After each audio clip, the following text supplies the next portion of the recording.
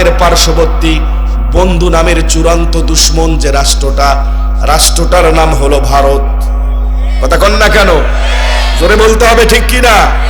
বলবেন হুজুর 16 বছর Facebook, internet, YouTube, Viber, Messenger, WhatsApp যা আছে সব বুকের পাতা খুললেই ভারত আমাদের বন্ধু, এরকম সংবাদ ছিল কি ছিল না? কথা কন না কেন? এদেশের 30টা লাইসেন্স প্রাপ্ত টেলিভিশনের পর্দায় প্রতিদিন সংবাদ আসতো ভারত আমাদের বন্ধু। হুজুর পত্রিকার পাতায় আমরা পড়েছি ভারত আমাদের বন্ধু রাষ্ট্র, আপনি বলছেন ভারত আমাদের শত্রু। প্রমাণ করে দেই, প্রমাণ নেন। আমাদের এলাকায় টিউবওয়েলের চেক বল পড়ে যায় মাঝে মাঝে। চেক বল চেনেন আপনারা? এই গোল করে পানি যেটা নিচ থেকে সাপ্লাই করে, এটা পড়ে গেলে আমরা আমাদের পানির প্রয়োজন মিটাবার জন্য বালতি জগমগ নিয়ে পাশের বাড়ি যাই পানি আনার জন্য। আমার বাড়িতে টিউবওয়েলের চেক বয়েল নষ্ট, এই সংবাদ পাশের বাড়িওয়ালা শুনেই 20 হাত শিকল দিয়া হ্যান্ডেল আর টিউবওয়েল একসাথে পেঁচায়া 50 কেজি ওজনের তালা লাগায়া রাখছে। বলেন এই দৃশ্য কি বলে? আমার প্রতিবেশী আমার বন্ধু না শত্রু? যারা চুপ করে আছেন বোবা শয়তান, কথা বোঝেন নাই। বলতে হবে এই পরিবেশ কি প্রমাণ করে আমার প্রতিবেশী আমার বন্ধু না শত্রু? আবার দিন কয়েক বাদে আসার শ্রাবণ মাস, অঝোর ধারায় বৃষ্টির পানি পড়ছে, নদী নালা খাল বিল আমার বাড়ি সব পানিতে হই হই রই রই থই থই।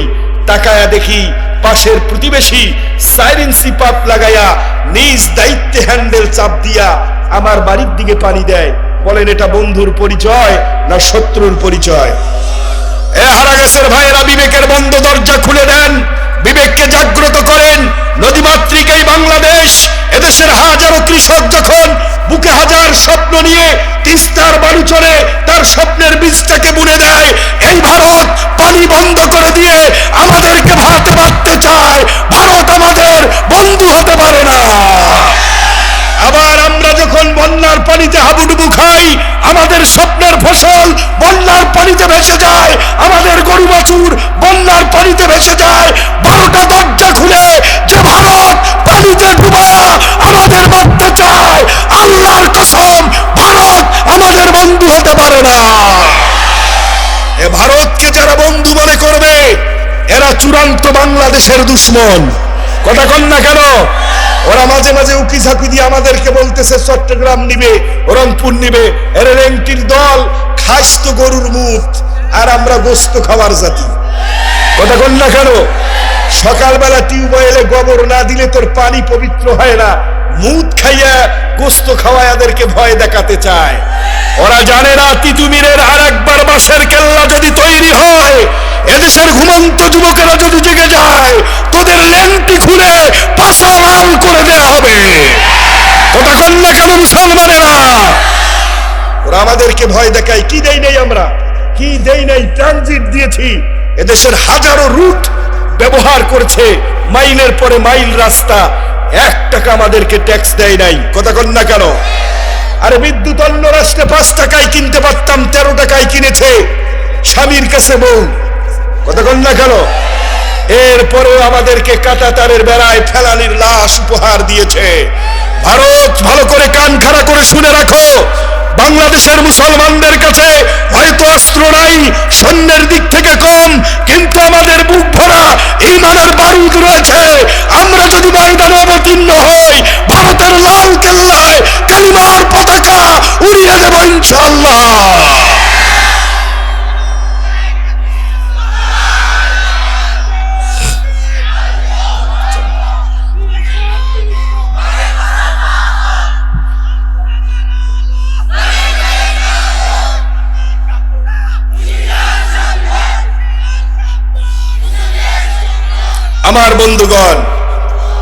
আমার বন্ধুগণ, আমার দিকে দেখেন, সজাগ থাকবেন। ভারতের 5 আটা গোলামেরা গত 16টা বছর ভারতের ইন্ধনেই আমাদের উপরে নির্যাতন করেছে। আমরা জাতির শ্রেষ্ঠ সন্তান, তাফসীরের ময়দানে উদিত হওয়া নবনক্ষত্র মিজানুর রহমান আজহারীকে দেশ ছাড়া করা হয়েছিল ভারতের ইন্ধনে। কথা কন না কেন? বিশ্বনন্দিত মুফাসসির, গোটা পৃথিবীর মুসলমানদের কলিজার স্পন্দন দেলোয়ার হোসাইন সাইদিকে ভারতের ইন্ধনেই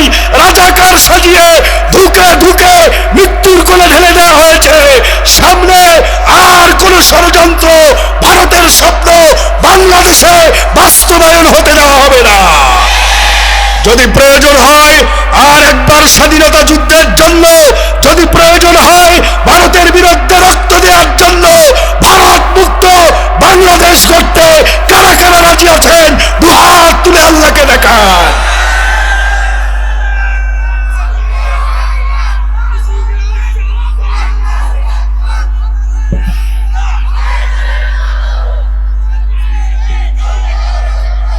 আমার ভাইয়েরা, আমার ভাইয়েরা, আমার দিকে দেখেন। কথা অনেক আছে, সময় হবে না, অনেক কথা। বুকের ভিতরে অনেক ঝড়, বুক পেতেছি গুলি কর।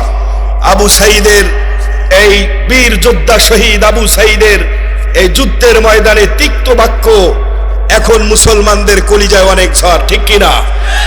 আমরা পরিবর্তন দেখছি, পরিবর্তন হচ্ছে। মনে রাখবেন, সামনে চূড়ান্ত পরিবর্তন হলো ইসলামকে ক্ষমতায় পাঠানো। কথা কন না কেন মুসলমানেরা? আমরা দেখেছি আইয়ুবের শাসন, বঙ্গবন্ধুর ভাষণ, জিয়া কেটেছে খাল, এরশাদের নানান তাল, খালেদা জিয়া, শেখ হাসিনা, মঈনুদ্দিন, ফখরুদ্দিন, সব ঘোড়ার দিন দেখা শেষ। সামনের বাংলাদেশ আল কোরআনের বাংলাদেশ, সামনের বাংলাদেশ আলেম ওলামার বাংলাদেশ, সামনের বাংলাদেশ ইসলামের বাংলাদেশ। প্রয়োজনে আর এক সাগর রক্ত দিয়ে হলেও আল্লাহর কোরআনকে সংসদে পাঠিয়ে দেব। কারা কারা তাকবীর দিয়ে আল্লাহকে দেখায় দেয়?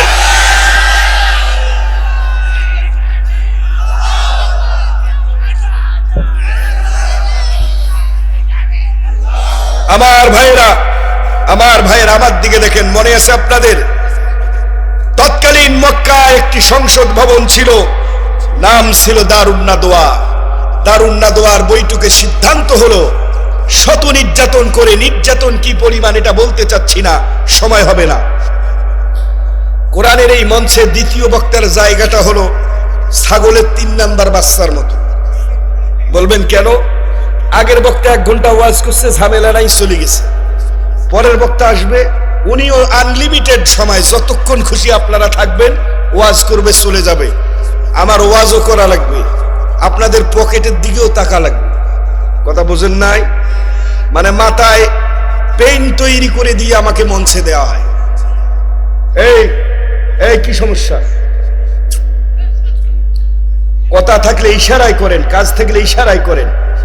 আমার দিকে দেখেন, অল্প সময় রাসূলুল্লাহর বিরুদ্ধে দারুন নাদওয়ার বৈঠকে সিদ্ধান্ত হচ্ছে। সংসদ ভবন এক গুরুত্বপূর্ণ জায়গা, ঠিক কিনা?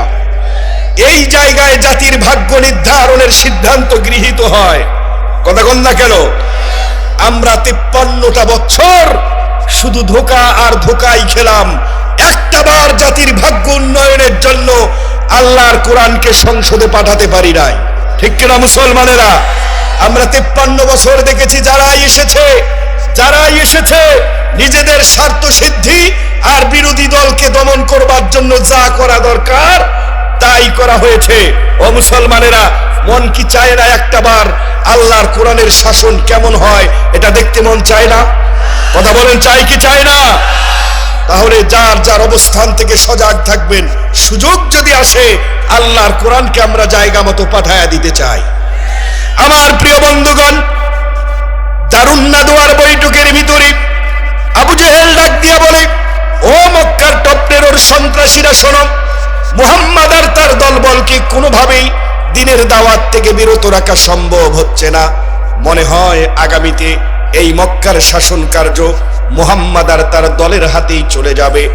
আমার প্রিয় বন্ধুগণ, আবু জেহেল ডাক দিয়ে বলে, ও মক্কার লিডারেরা, সিদ্ধান্ত নিতে হবে। মুহাম্মদকে আর চুল পরিমাণ পা তার সামনে বাড়াতে দেয়া যাবে না।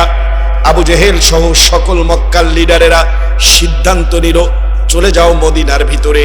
মদিনায় ঈসা নবীর উম্মত আছে, মুসা নবীর উম্মত আছে, তাওরাত জাবুর ইনজিলের জ্ঞানের অধিকারী আলেমেরা আছে। তাদের কাছে পরামর্শ নিয়ে আসো।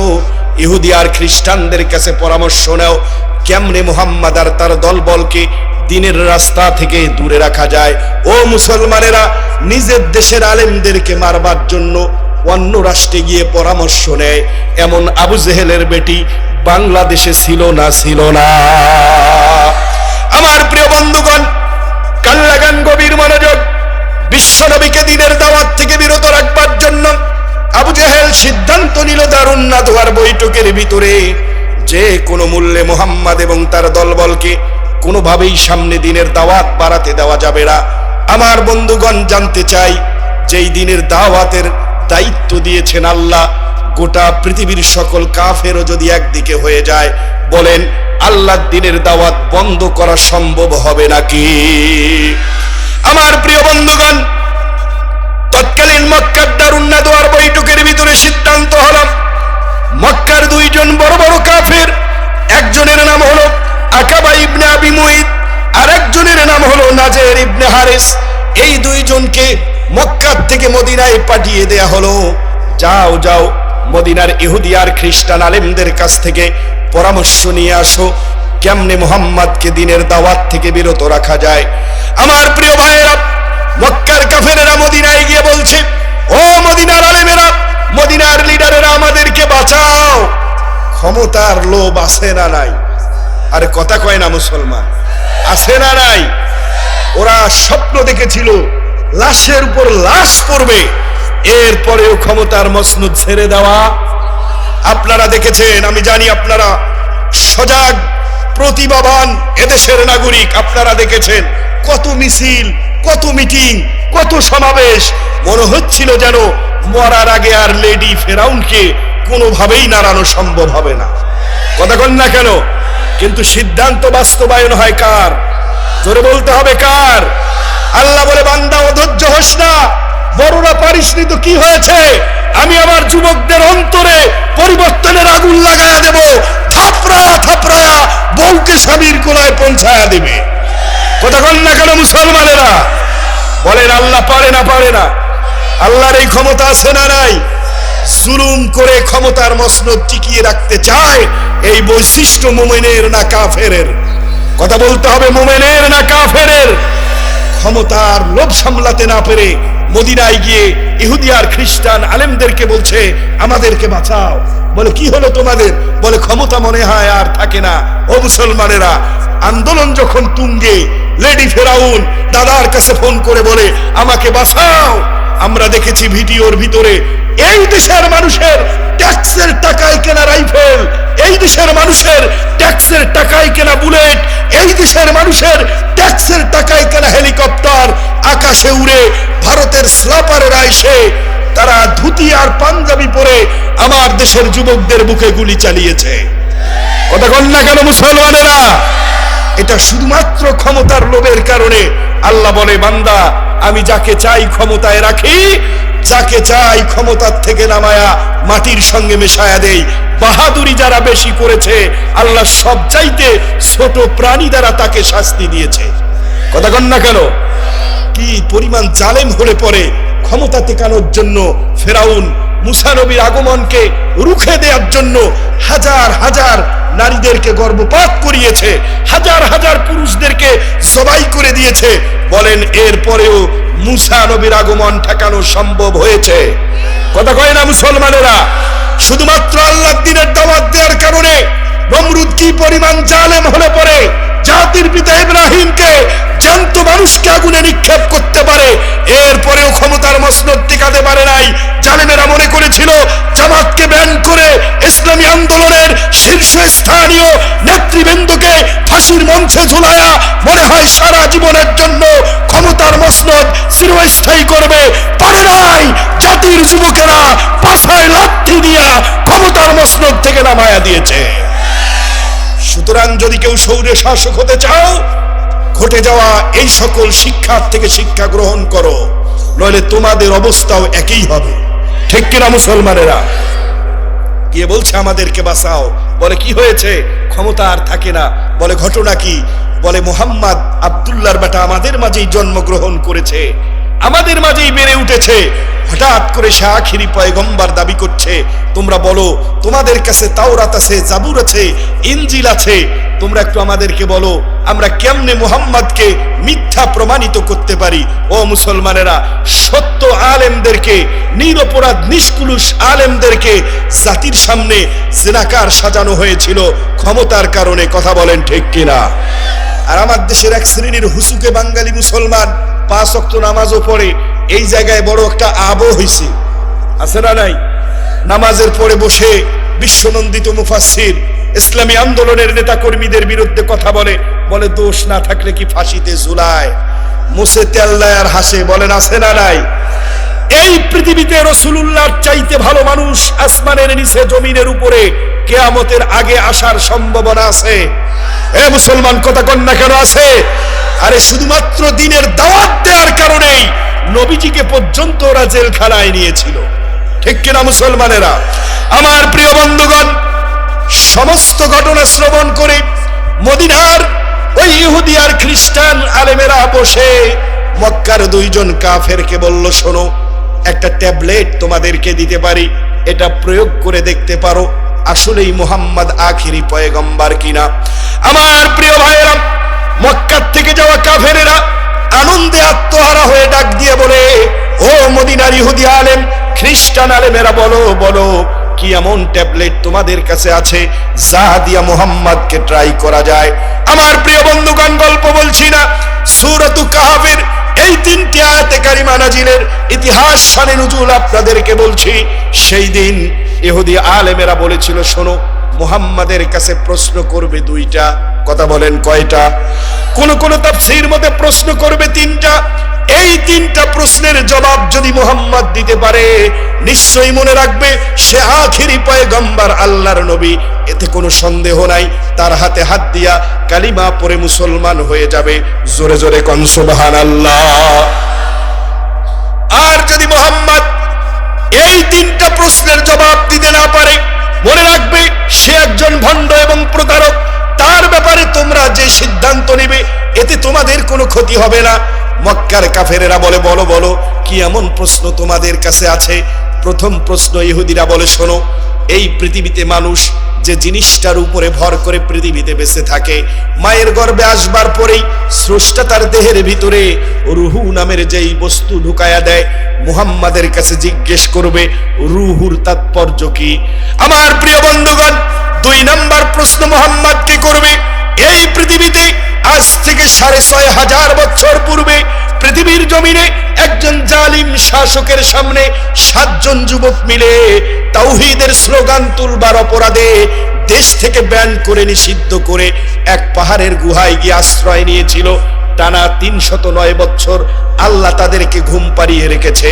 বলতে হবে মুহাম্মদকে ওই সকল যুবকদের ঘটনা কি। সারা জীবন মানুষের কাছে বিচার দেই, মুরব্বী যারা, এই বসো বসো, মুরব্বী যারা আমরা বিচার দেই, গ্রামের মেম্বার, চেয়ারম্যান, দেওয়ানিদের কাছে বলে কি? বলে আমার ছেলে আমার দিকে খেয়াল রাখে না, আমার সুখে সুখী হয় না, দুঃখে দুঃখী হয় না। ভাই আমি বলি, আগে বাপ না আগে বেটা? কথা কন না কেন? আর ওই বাপও তো আগে বেটা ছিল, শিশুর থেকে না ধীরে ধীরে বড় হয়েছে, ঠিক কিনা? যে সন্তানের হক আদায় করবে না, শেষ বয়সে গিয়ে সন্তানের কাছে সেও খেদমত পাবে। কথা কন না কেন? আল্লাহ আগে সন্তান দিয়েছেন, সন্তানের হক আদায় করবেন। হক কি? আমরা মনে করি হক হলো সন্তানের জন্য 50 বিঘে জমি, 5 তলা বাড়ি, সুন্দরী একটা বউ, একটা টয়োটা গাড়ি, এইটা হলো সন্তানের হক। এটা আমাদের ধারণা, কিন্তু ইসলাম বলছে সন্তানের হক আছে। শরীয়ত নির্দিষ্ট করে দিয়েছে সন্তানের প্রথম হক সন্তানের মা নির্বাচন করা। কি করা? কথা কন না কেন? বলবেন হুজুর এটা কেমন কথা? হ্যাঁ, আপনি তো কোনো বিয়ে করেন নাই, সবেমাত্র বিয়ার কথা চলছে। দেখে শুনে বুঝে চিনতে আপনাকে বিবাহ করতে হবে, ঠিক কিনা মুসলমানেরা? এমন কাউকে বিবাহ করা যাবে না যে পর্দায় থাকতে চায় না,